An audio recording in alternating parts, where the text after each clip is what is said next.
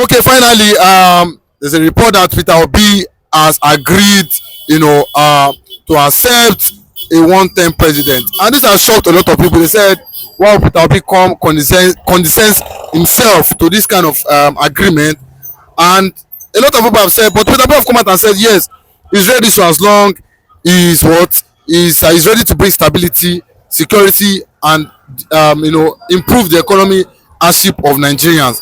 He said he's ready to do whatever it takes, and if after the first 4 years he doesn't do well, that 2031 is ready to leave Aso Rock. What's your take as regards?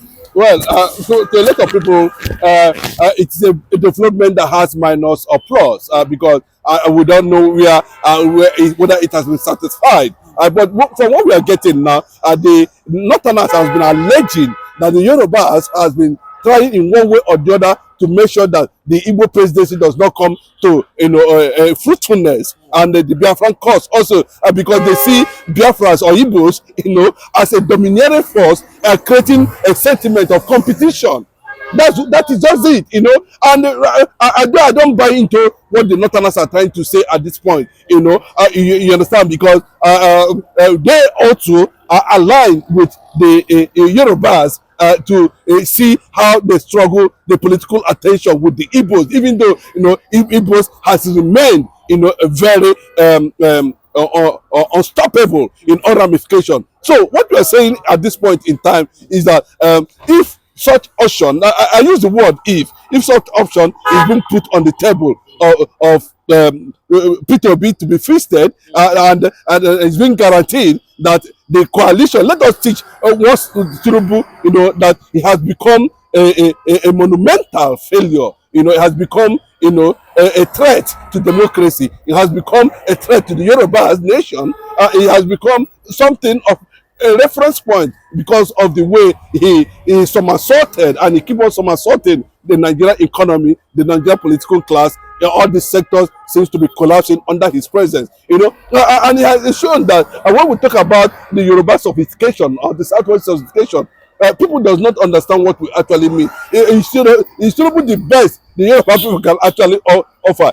So there is something that put him there. There was some kind of things that made him to get to that place. And those are the things that has already caused a roadblock for him. So the coalition they are talking about has already singled out a prominent Mr. Integrity. Peter Obi, let me put it that way, to have a battle run, with a fellow Southerner, that's Bola Ahmed Tinubu, ahead of 2027. Peter Obi seems to be enjoying the grassroots support for now, and the Northerners recognize that this is a man who, they almost destroyed his political career, and he was able to switch over to Labour Party in just 4 months to the presidential election, and just 4 months, and he was able to hit this target. So it has become an institution. Peter Obi has become an institution, and I think because of the seeming understanding that is going on now, the Northerners are regretting having supported Bola Ahmed Tinubu, not knowing that he's just a failure, complete scam. Let me just do it that way. They are regretting having him there, and they're also saying that behind the scene, the Yorubas we are championing the anti-Igbo presidency, and of course that has gone to them, and they are producing their best. Nigeria has gone down 300 times backward under his administration. So unfortunately, the only option left is for him to bye-bye 2027. That's the way. That's the only way to go, and that is what the southern and the northern bloc are looking at, and that's what the coalition should be all about. So nobody's saying Obi should do first term or second term, but Obi is just reacting that a deal to teach Nigeria how to govern, a deal to show Nigeria what is called leadership, a deal just to leave a landmark before maybe finally he switch over to Biafra. But a lot of people have said that currently what Tinubu is doing, that Obi can replicate what Tinubu is doing based on him taking some vital decision. We saw what he did last week by enforcing the tax reform.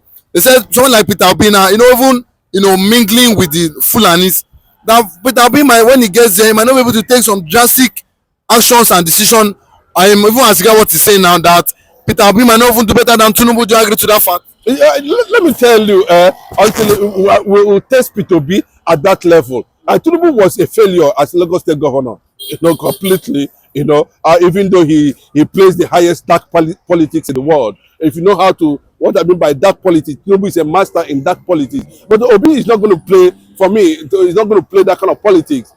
Obi plays an open politics, and his ideology aligned with the reality of support that he's going to get of his vision to transform Nigeria. It's as simple as that. You don't need to lobby anybody. Obi doesn't need to talk to anybody, to give him food. You don't need to go to the Senate. You don't need to do most of those things. People are already aligning with the vision. Look at when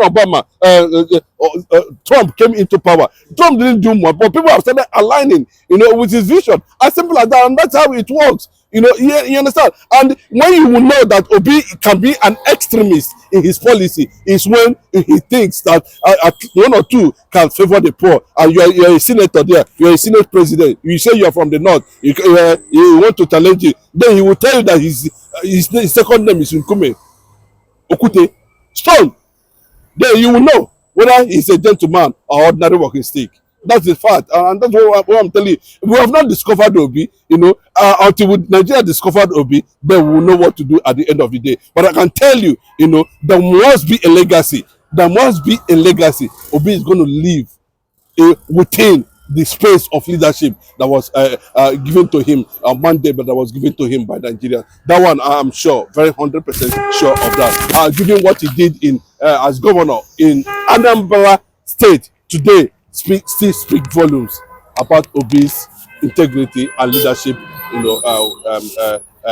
dynamism. Okay, but you're just talking about what Obi did in Anambra. But he said, Obi said, when he was governor of Anambra, that what was able to curb, corruption, was able to, manage costs, deliver good governance by even, channeling funds or money where they should be channeled to. But do you think that this current Nigerian politician, do you think they'll be happy with what he's saying as regards, him, saying that from the first day he's going to start fighting corruption? Do you think that they'll be happy with this?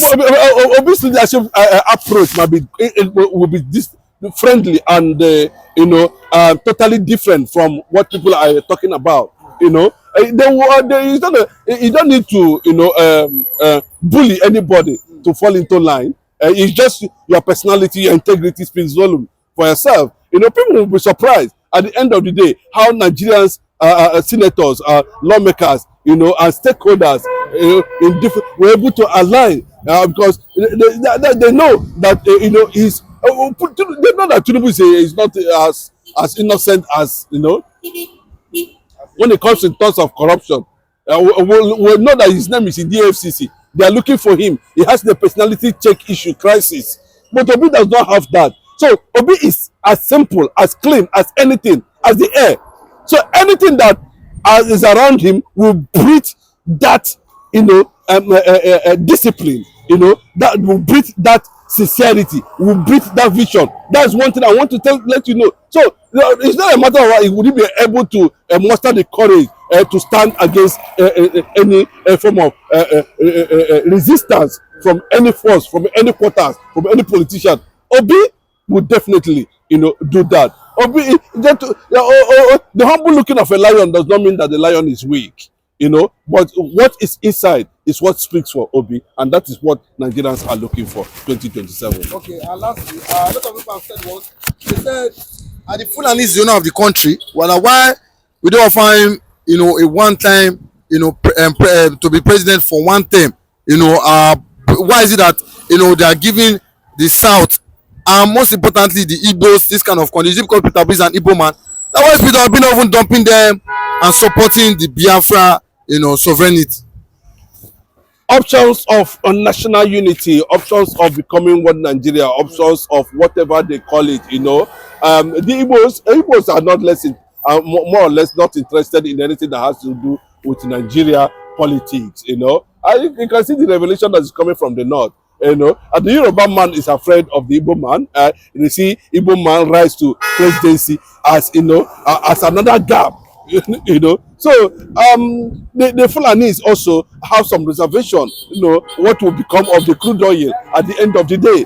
They are not even interested in Nigeria. How would they survive? But they forget that the North has enormous natural resources in the North. They have crude oil too in the North. If they don't have, they should go and find out the one who is the one that's in Lake Chad or whatever, and find a way. You understand? They have gold. The North can actually survive on their own. So the question is that what is it that the Igbo man is benefiting from Nigeria that he cannot actually offer himself? That's the fact. We must understand that. What is Igbo man benefiting from Nigeria that he cannot offer himself? What is Yoruba man benefiting from Nigeria that he cannot offer himself? What is Hausa man benefiting from one Nigeria that he cannot offer himself? So all these things are just pure scam. We must understand that. Of course, that's the fact.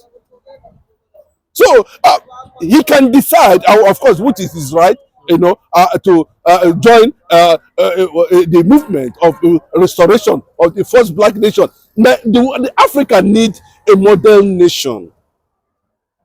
I keep on saying it. Africa needs a modern nation.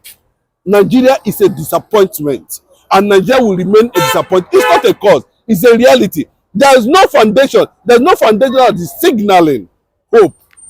Nigeria does not lay a foundation that signals hope. Nigeria lay a foundation of ethnic cleansing, killing. Nigeria of bigotry, religious extremism, tribal Fulanization agenda, force me and force you, zoo, jungle, darkness as associated with Nigeria. So you can't tell me that, you know, anybody that wants to move forward should wait for Nigeria until Nigeria you know, be able to move away from, you know, where they found themselves. They would have done that, and they are waiting and believing that now people don't need to advance. That's the kind of mindset that is there in the North. You know, the main way you, I don't need, after all, what are you going to gain? But some people want to move forward, but some people want to go to the space. Some people want to explore. Some people want to enjoy relationship with God. Some people want to test God. Some people want to share a moment with God. Some want to exploit and have dominion. So you cannot say because my culture restricts me from driving a car, then I should not drive a car. That is not correct. And in the atmosphere of that, you know, there will be resistance, and that is what the option Obi is trying to pass ahead of 2027 in case you know, anything happens as the last option for Nigeria.